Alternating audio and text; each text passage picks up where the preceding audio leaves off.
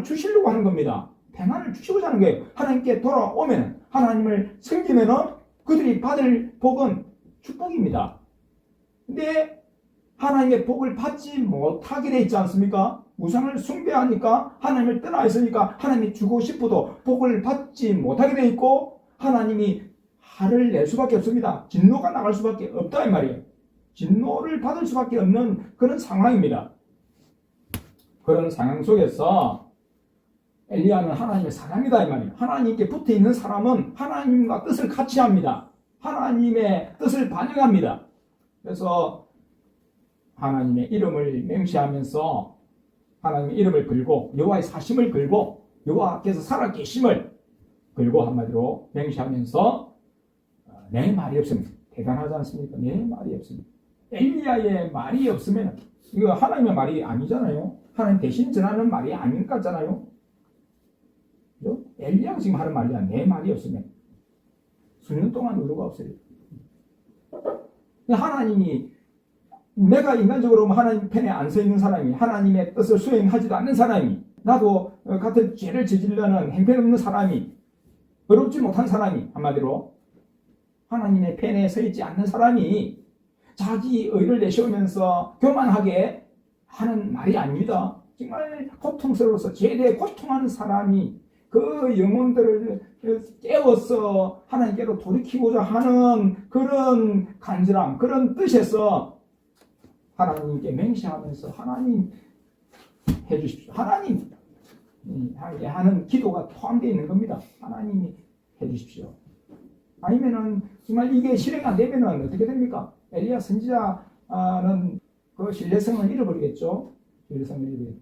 근데 하나님은 자기의 종들을 하나님을 들어 쓰시고 종들의 말에 대해서 그대로 이루어지도록 하신단 말이죠. 하십니다.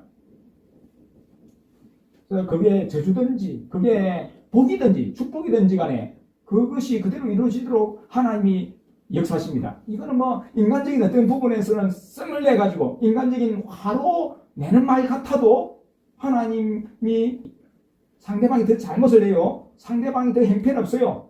하나님이 떠나 있어요. 그러면 하나님의 사람이 씀을 냈다는 그게 문제가 아니에요. 사실은 하나님의 사람이 좀 그 당시에 육신적인 감정이 이게 해가지고 동해가지고 그렇게 저주가 나간다 할지라도 하나님은 그대로 이루십니다. 하나님이 택하신 자를 사랑하고 하나님 함께하는 자를 이렇게 중심에서 살 때는 하나님 복이 그 사람을 통해 나갑니다.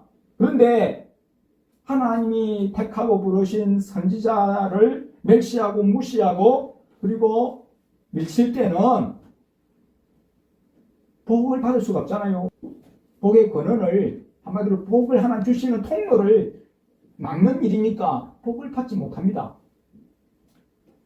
저주를 받을 수밖에 없어요. 저주를 받을 수밖에 없습니다. 오늘 본문을 통해서 엘리야를 통해서도 볼 때에 하나님이 이 복을 내리고 또는 저주를 내릴 수 있는, 물론 자기 스스로가 내리는 거 아닙니다. 하나님의 이름으로, 그죠? 하나님의 이름으로 하나님께 기도함을 통해서 하나님 해주십시오 하는 그런 것을 제안한 거죠. 따지고 보면 그런 거죠. 하나님 이름으로 한다는 것 자체가 그렇잖아요. 하나님께 맹시함으로 한다는 것 자체가 그런 뜻이 있다. 아무나 할 수 있는 것은 아니지만은 우리가 아무데나 그런 능력도 없으면서 그런 어떤 근세도 받지 않았으면서 하나님과 하나된 그런 삶을 살지도 않으면서 교만하게 자기 스스로의 권위를 드러내가지고 자기 위주로, 그죠? 사람을 저주하거나 복을 한다면 그건 이루어지지 않을 거고, 그것이 자기에게 돌아오겠지만, 저주가, 축복은 그 사람 다른 사람한테 가고 저주는 자기에게 돌아오겠지만은 엘리야는 하나님의 충실한 종이었기 때문에 하나님이 그의 말이 땅에 떨어지지 않고 그의 말이 열매를 맺도록 심겨져서 그렇게 하나님 역사하신다. 역사하신다. 그래서 3년 6개월 동안, 수년 동안 그 정해진 그 시간이 3년 6개월 동안 자기 말이 없으면 무료가 있지 않는다. 있지 아니하리라 했습니다. 근데 자기가 나중에 기도했죠. 기도했잖아요. 그냥 좀 풀어주십시오. 그래서 그 선지자들을 멸하고 백성들을 통해서 선지자들을 멸하도록 내 편에 서라. 참 하나님이 편에 서라 하면서 백성들이 그 선지자들을 자기와 함께 맺었을 때에 마음이 풀렸겠죠. 마음이 풀렸다. 흡족했다. 정말 이제 하나님 불쌍히 여겨 주십시오. 하나님 이제 이스라엘 땅에 묶인 저주를 풀어주셔서 비를 내려주십시오 하고는 비가 내리도록 간절히 기도했지 않습니까? 간절히 기도했습니다. 그래서 종을 시켜서 저 멀리 하늘에 비구름이 일어나나 한번 보고 오느라 그렇게 계속 보내고 7번째 보냈을 때에 어떻습니까? 구름이 조그마한 손바닥만한 구름이 일어난다는 거죠. 일어났다. 근데 그게 징조였습니다. 구름이 조그마한 맑은 하늘에 아무런 구름이 없었는데 계속 얼마나 간구했겠습니까? 얼마나 간절히 기도했겠습니까? 그랬을 때 작은 구름이 일어났다 이 말이죠. 챙겨놨다. 그래서 그것이 엄청나게 먹구름으로 발달해가지고 비가 내렸다.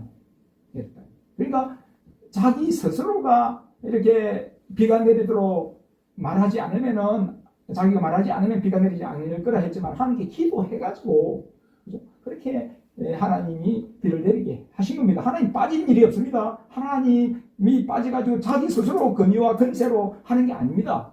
하나님의 종은 절대 그럴 수가 없죠. 기도를 통해서 그렇게 이루어지는 겁니다. 그래서 하나님께서 얼마나 역사하셨느냐. 엘리야 시대도 참 대단한 시대입니다. 놀라운 시대죠. 하나님이 친히 말씀하시고 인도하시는 하나님의 종을 붙드시고 인도해 가시는 다른 사람은 없어요. 안 보여요. 눈에. 왕으로부터 시작해서 백성들까지 다 우상숭배에 빠져 있습니다. 거기에 질서를 거스릴 수 있는 세상의 질서를 거스릴 수 있는 믿음을 가진 종들이 거의 없었다. 이건 거의 없었다. 그냥 피하고 숨고 할 정도밖에 안 되었다. 살려면. 근데 엘리야만이 담대하게 왕 앞에 서서 하나님의 말씀을 전하고 맞서는 자였다는 거죠. 스스로가 어떻게 자기도 피해를 봅니다. 하나님의 종은 말씀을 전하고 세상에 비가 내리지 않고 이슬도 내리지 않으면 어떻게 됩니까? 하나님의 종도 피해를 당합니다. 같은 희생을 당합니다. 같은 지역에 살고 같은 그런 그 생활 속에 생활권에 있는데 왜 피해가 없겠습니까?